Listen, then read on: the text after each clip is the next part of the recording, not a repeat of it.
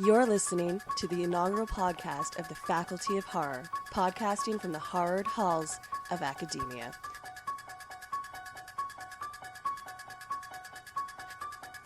I'm one of your hosts, Alex West. I am a writer for Famous Monsters of Filmland, and I have my very own blog called Scare Tactic. With me is my other co-host, being the and would you like to introduce yourself? I can introduce myself. My name is Andrea Subissati. I'm a sociologist, and I like to focus on the cultural aspects of horror film. So I wrote a book on zombie mythology, and I've contributed to a few magazines and websites and books.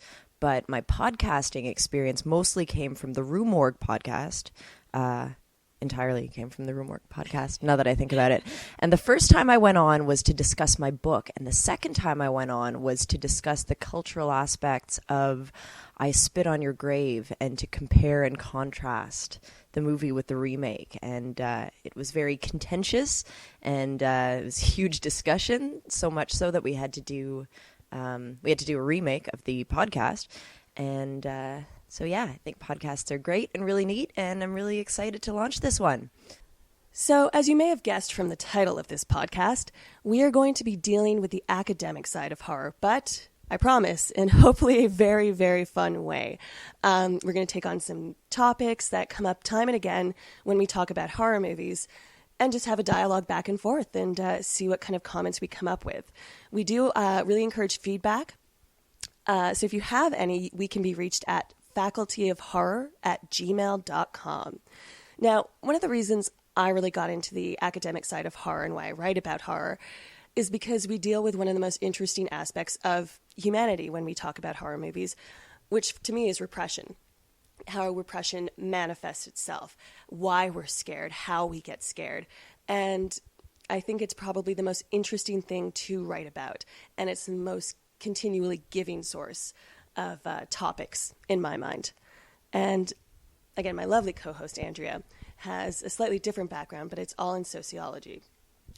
I mean, people enjoy horror film for a lot of different reasons, be it the gore, the guts, the tits, the kills, whatever.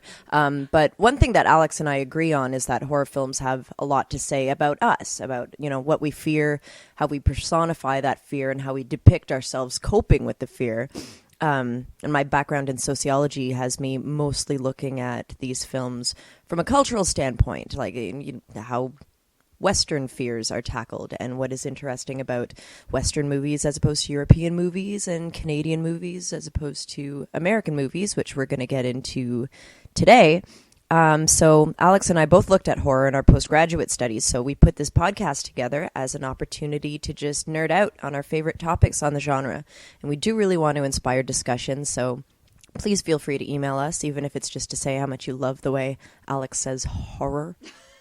Horror. She has a great pronunciation of it, and I love it because whenever I say horror, people are like, "Oh, I thought you said horror." And it's like, oh, I got to adopt the Alex way. So anyway, to get us started on today we want to talk about John Carpenter's 1978 mega hit cult classic film Halloween, which is considered by many to be the quintessential slasher film, considered by many to be the first slasher film, but we're going to talk about that in a bit. And we're also going to talk about a little Canadian horror flick called Black Christmas, which actually came out 4 years earlier and has a lot of the same slasher elements, but doesn't really get the same props that Halloween does. So our assignment today is to compare and contrast the two with reference to claims about which is the most influential and important film in the slasher subgenre.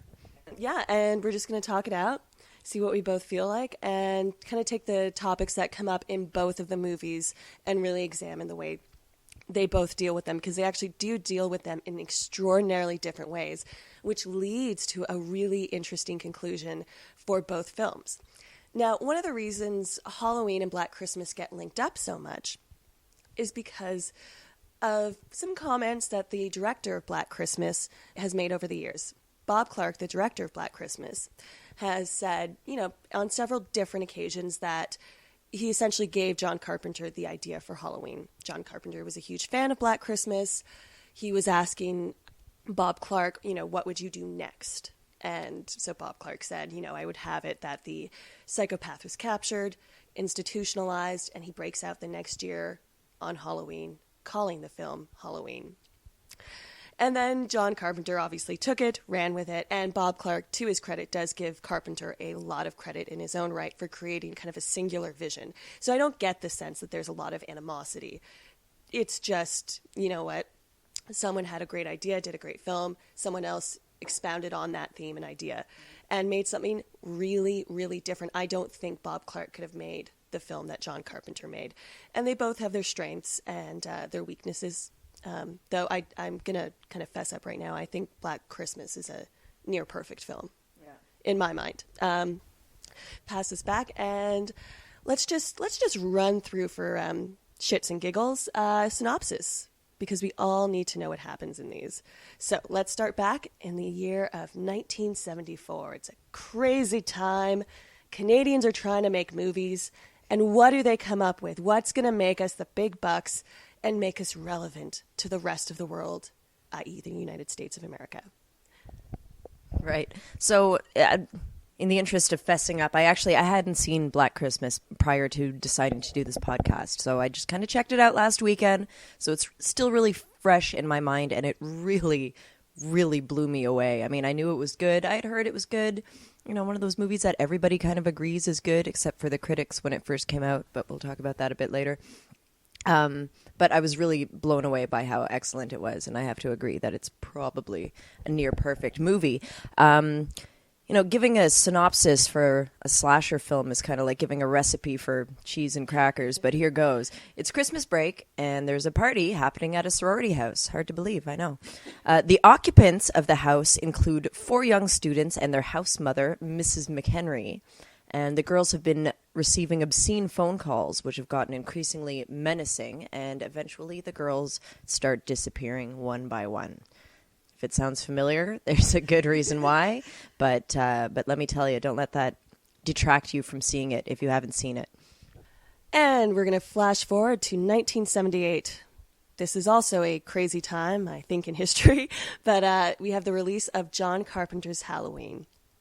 Now, Halloween starts in the year 1968 with a point-of-view shot with a young Michael Myers killing his sister after she has, I think, the quickest sex known to man. That lasted, I think, all of 10 seconds, because you have the tracking shot, and that guy's in and out, literally and figuratively.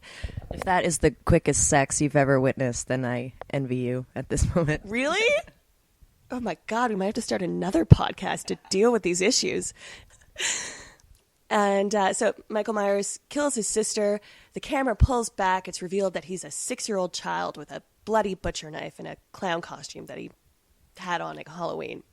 About 10 years later, 10, 15 years later, something like that, he escapes the mental institution, is followed by the ever-present Dr. Loomis, played by the wonderful Donald Pleasance, whose main psychiatric opinion is that he's evil.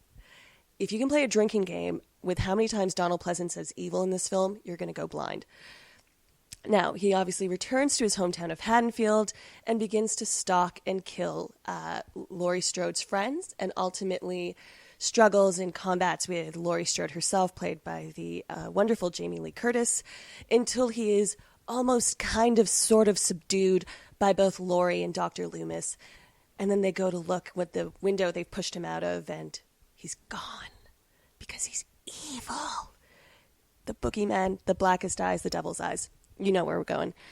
And there you have the recipe for a slasher. So before we really get into the nuts and bolts of both of these movies, I feel like we should talk about what really constitutes a slasher film, because, it's a term that's kind of thrown around, and I wasn't even all that clear on it before I picked up the mic here. So, a slasher film is kind of defined by a mysterious killer that is stalking and killing victims sequentially. It's often very violent, often stabbing, hacking motions and not shooters.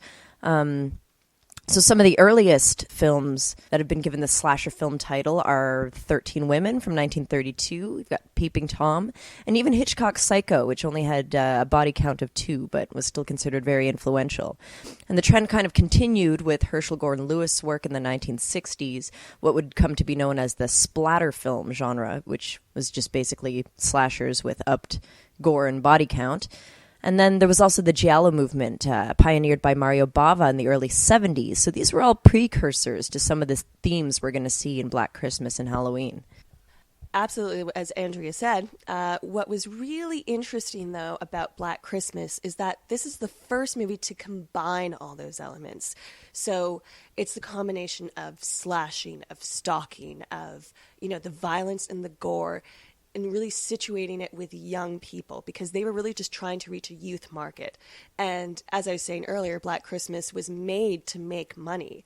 They kind of took bits and pieces of the storylines of other really popular films of the time that were testing really well with young audiences and just tried to make something that would sell, which unfortunately it didn't do, but it did wind up creating a really interesting version of a slasher film. Now, Black Christmas combined all these elements, except for one, and this is the killer. You don't really see the killer except for an eyeball and hands. And it's still, it's still kind of implied that the killer could have been Jess, played by Olivia Hussey's boyfriend. But that last scene, it's pretty clear it's not to me.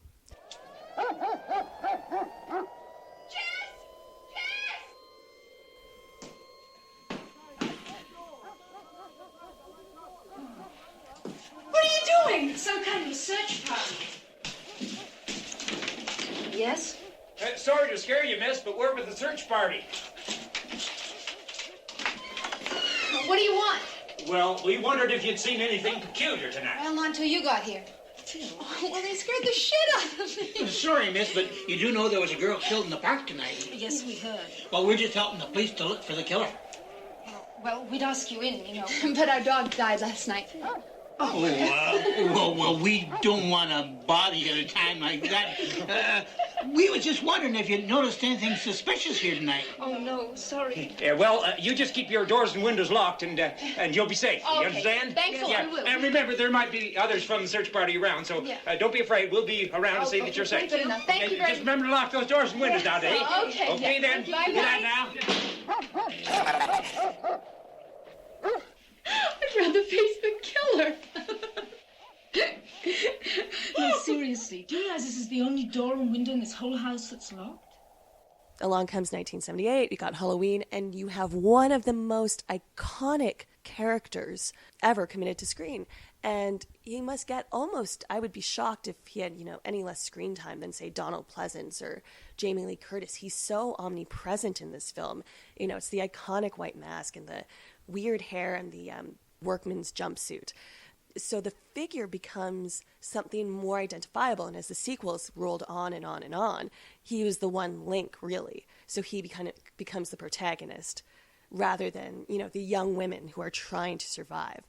So it becomes a really interesting discrepancy between victims as protagonists and the antagonist as protagonist.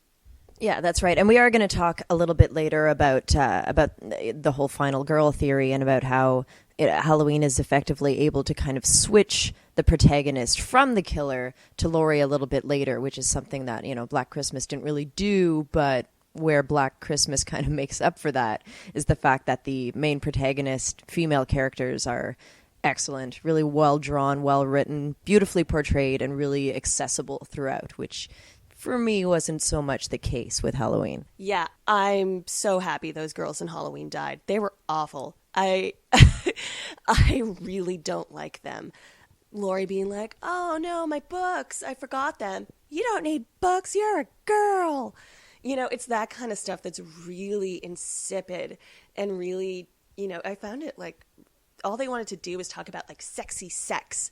It was some kind of, male auteur fantasy of what high school girls talked about. It's totally insane. We have 3 new cheers to learn in the morning.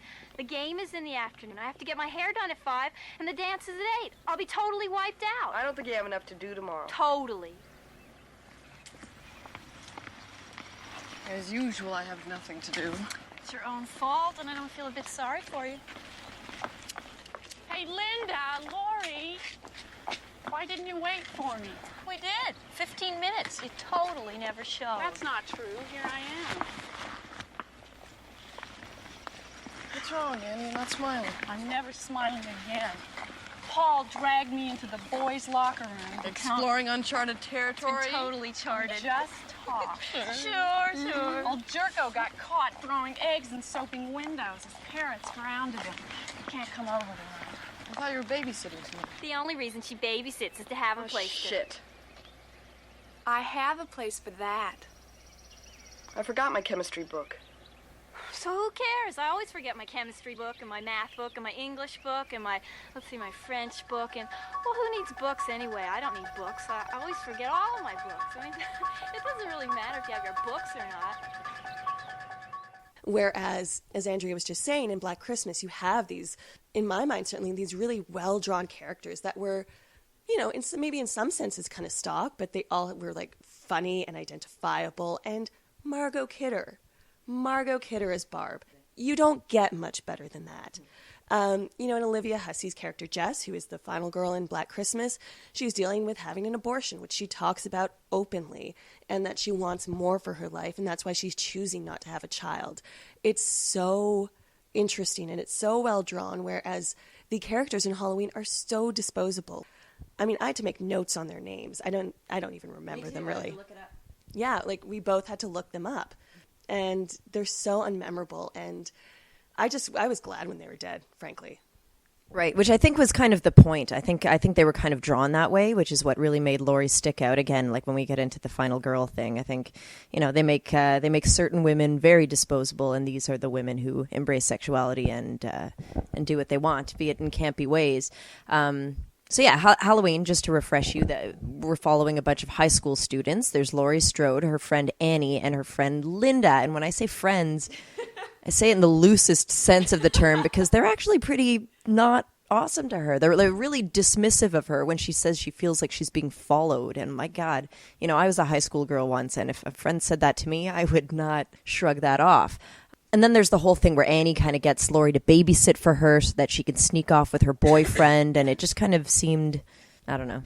I think it's these kind of really insipid characters that we're dealing with, but what's interesting about them, the one thing that is interesting about them, is that they are kind of daughters of the town. This is a small town, Haddonfield, Illinois, and you've got Laurie, who again is probably the most well-drawn character in the film, and her dad seems like a pretty prominent real estate agent. They have Strode Realty, and I believe it's Annie's father, who is the sheriff, or the kind of cop of the town. So this is this kind of whitewashed portrait of suburbia.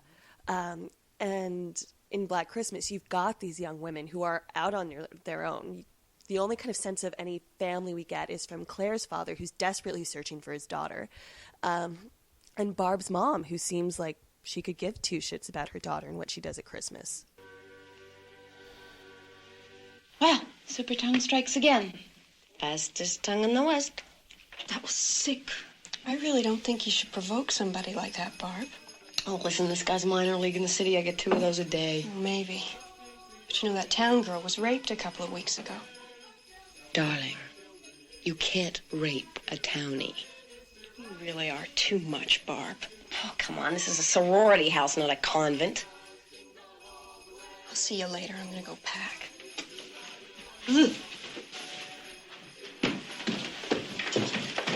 Come on, Claire. She didn't mean anything.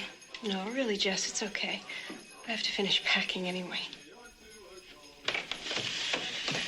Hasn't she had enough trouble fitting in here without you getting at her all the time? Come on, I know a professional virgin when I see one. Obviously, another really interesting part of the movies are the way figures of authority are dealt with. Now, in Black Christmas, you have the house mother, who's one of the most fantastic alcoholics ever committed to screen. That woman has Mickeys of God knows what shoved everywhere in that sorority house. I think it's sherry. Oh, that's right, it is sherry, which is the most wonderful old woman drink. And then you have Claire's father, unbeknownst to them. They don't know Claire's dead and, wrapped up in the attic on a rocking chair. and he's searching for his daughter. He's going to the police, and despite the really idiotic desk sergeant, the cops in Black Christmas are actually trying to solve the case, and they're trying to solve this other kind of murder of, the girl who was, found in the park, and is this connected to what's going on at the sorority house? They're actively present, and they're actively trying to do something. It also helps that, your lead cop is played by one Mr. John Saxon, who would play a less awesome version of this part in Nightmare on Elm Street. But he's awesome. It's another great kind of character throwback part that is always really fun to see. And then on the flip side of this, you've got Halloween. Annie's dad, who I just mentioned, is the kind of sheriff police officer. They are so frustrating to watch. They just kind of like sit around, their thumbs up their butt, and they feel really ineffectual. And the other presence of authority that I always think is probably the most chilling scene for me now in Halloween is when Laurie's running through the streets, trying to get someone to help her, and everyone's just kind of closing their blinds and locking the door because they think she's, a crazed girl. No one's actively trying to help her. And it is kind of this weird statement for me of, that we have this whitewashed town with no sense of authority and no sense of trying to make things better and trying to investigate. Everyone seems to just want to keep themselves to themselves. Another thing I noticed that was kind of interesting about the police force in Black Christmas was that, they're all men. It makes sense, I guess, for the time. It's unsurprising that the force would be comprised of all men, but they refer to themselves as men constantly throughout, and it was almost to the point that it was noticeable, right? It's like we don't have enough men for that, and we've got men parked outside, and menly men. And so, yeah, there definitely is an element of, this is a sorority house of all women, and so the men kind of want to protect them en masse. As regards Laurie, yeah, nobody takes her seriously except for Loomis, who has an idea of the evil that she's up against. But yeah, I grew up in the suburbs, and every time I watch that scene, I always think about how, if I drop the F word really quietly, my neighbor heard it, and they're going to tell my mom. And here's her running down the street, and nobody wanting to hear it. So it was kind of neat. Yeah, I don't think I'd be too thrilled if Dr. Loomis was my doctor. He'd probably just say I was kind of evil. I bet he has an evil rating scale, because that's really all he does in this movie. And that's all he does in any of the movies. I wonder if he has any other patients. I hope he's giving them proper prescriptions. You must think me a very sinister doctor. Oh, I do have a permit.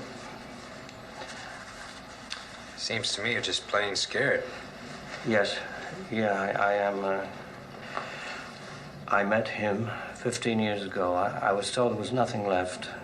No reason, no conscience, no understanding, and even the most rudimentary sense of life or death, of good or evil, right or wrong. I met this 6-year-old child with this blank, pale, emotionless face and the blackest eyes, the devil's eyes. I spent 8 years trying to reach him, and then another 7 trying to keep him locked up, because I realized that what was living behind that boy's eyes was purely and simply evil. What do we do?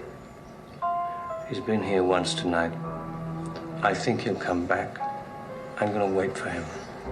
But other than that, so yeah, I think your best sense of authority is probably Dr. Loomis, who is trying to fight against the mental institution, who apparently doesn't believe in evil. Why would you? And is taking the time away, I'm assuming, from his other patients to go to Haddonfield and try to stop and subdue Michael Myers. And God bless Donald Pleasance. He tries so hard with his little pistol.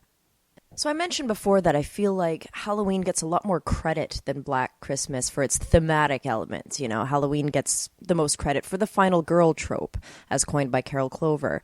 And the final girl, if you're unfamiliar, is essentially the female lead who confronts the killer, survives the massacre, and lives to tell the tale, so to speak. And I've got a list of some characteristics here. The final girl is more often than not very virginal, very pure. She's sexually unavailable in some way. No drugs, no sex, no hedonism whatsoever. Oftentimes has a unisex name, has a shared history with the killer, and the killer usually uses a phallic object to dispense with these women who are not the final girl because she survives. And the audience is made to identify with the killer, but that identity is later transferred, which we're going to talk about shortly. But did I about cover the final girl, or you're? Yeah, I think you did.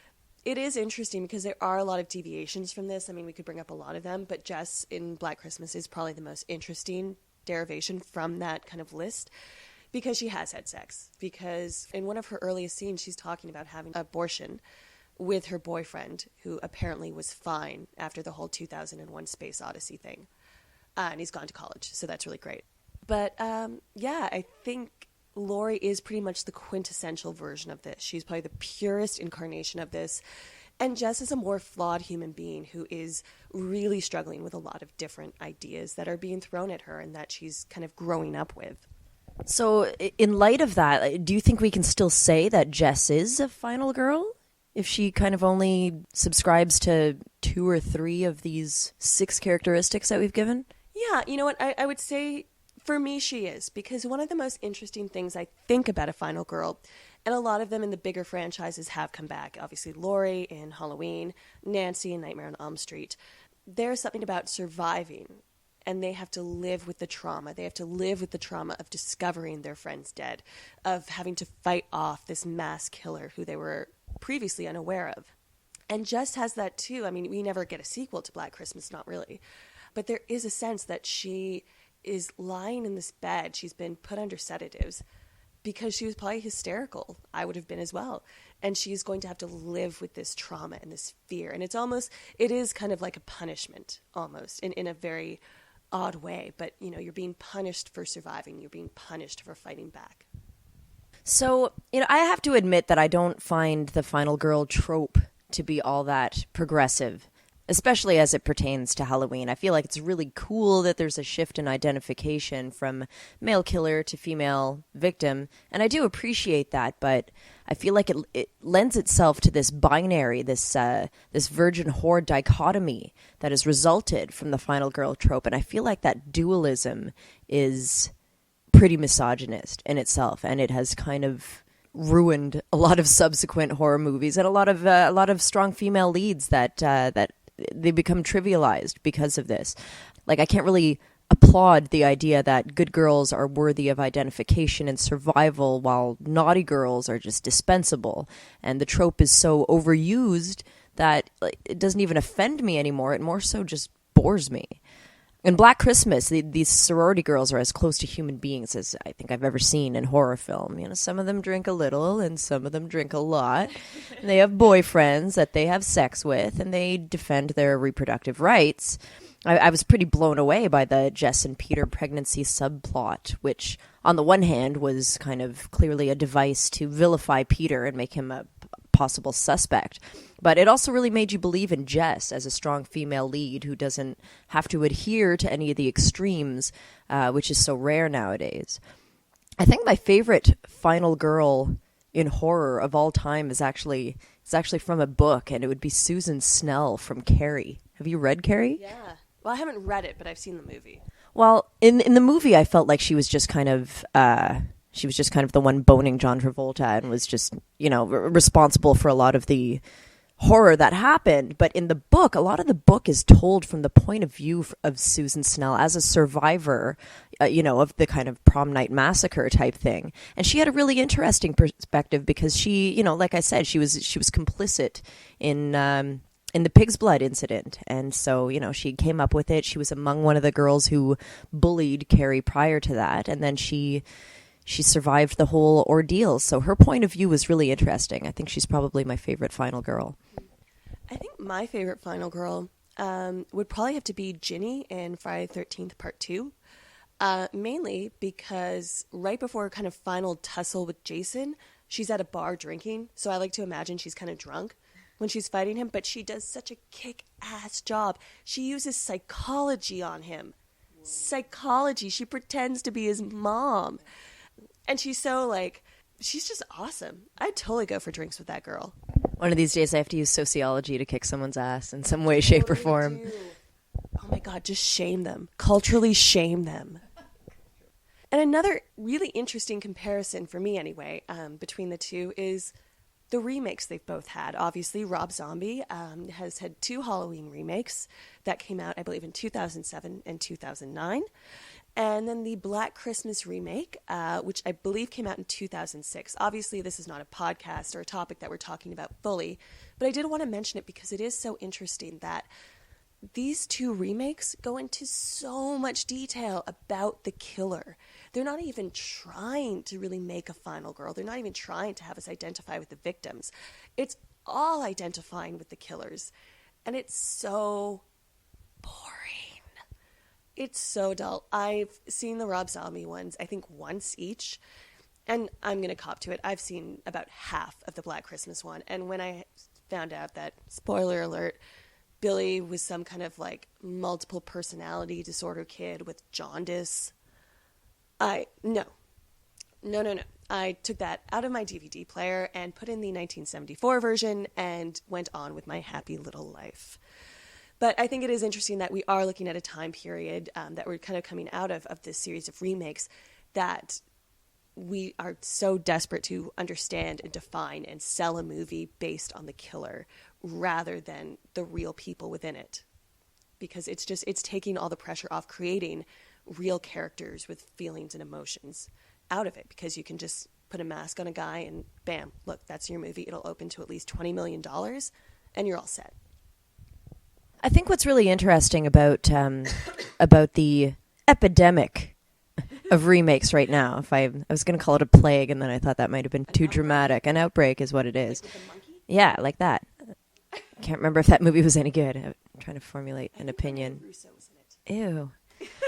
Anyway, I think the reason that that's happening is because of the internet. I feel like in this day and age, the fan, the viewer, the audience has a louder voice in film production and in ideas than ever before. And simply because these old movies that we love, we're still talking about. You know, they're not publishing reviews in magazines of the old Black Christmas, but there are forums and stuff where fans are talking about how much they love it. And, you know, maybe a couple of fans said, man, I wish I knew more about Michael Myers. I wish I knew a little bit more about Billy. And then filmmakers who are visionary visually, but maybe not so much story-wise, like Rob Zombie sees that and is like, well, let's give them what they want, you know?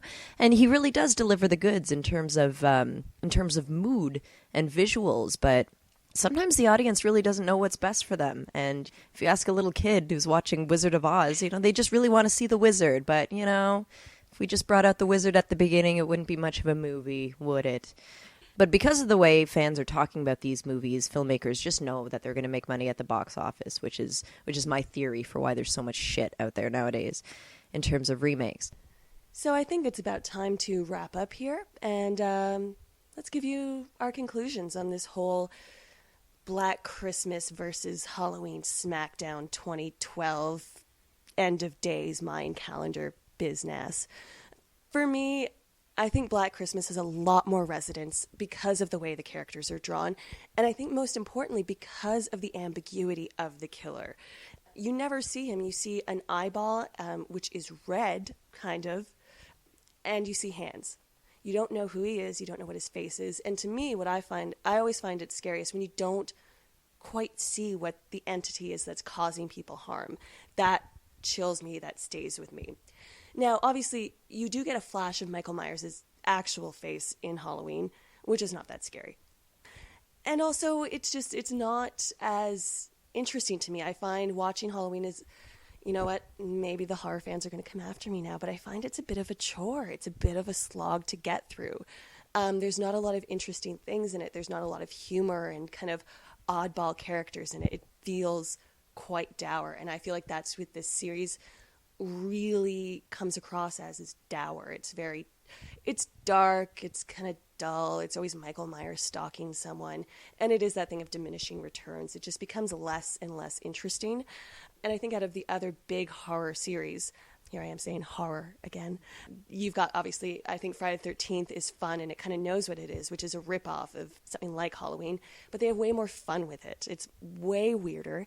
And what's even weirder is the Nightmare on Elm Street series, which is so off the walls that even if I don't enjoy some of them, cough, the dream child cough, they're still so odd, and there's some great moments in each of them that they're still really fun to watch. But I think Black Christmas has a lot more to offer us as viewers, as critics, and as thinkers. I think there's so much more to this film that we've touched on and that we've been able to take away from.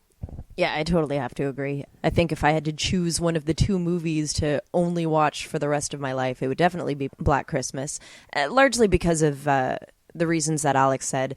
The humor is great. The humor comes from characters like Barb, played by Margot Kidder, who is kind of a boozy, but she is so much fun. And I feel like even when she's being obnoxious, the film is never condescending toward her, and it's not mocking her. You know, it's just her personality, and it's great fun. And the same for the house mom. I think I want to be Barb when I grow up. Oh my God, she's so good. I just want to wear chokers all the time. Was she wearing a choker? Yeah, in the first scene, she has that black choker, and it's kind of hot. Okay. All right. There you have it. So in terms of like which is the first or the most important slasher film, you know, I always find debates like that kind of empty. I mean, who cares really? The defining slasher film, I feel like they both definitely have elements, and they can both be individually and collectively credited to starting the trend. And the trend isn't something that I'm overly fond of, so I kind of don't even want to give Black Christmas that label, because I feel like it belittles it a little bit. But great film, great ending. You know, they both kind of had these open ends, but for some reason, Black Christmas was able to give me goosebumps that Halloween was just not at all. And I think for me, if you're taking it down to what we kind of said as our thesis earlier on, what is the original slasher film?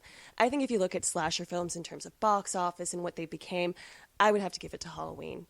They really, you know, with the Michael Myers and setting that kind of iconic character, even though it's not my favorite, I got to give it to them.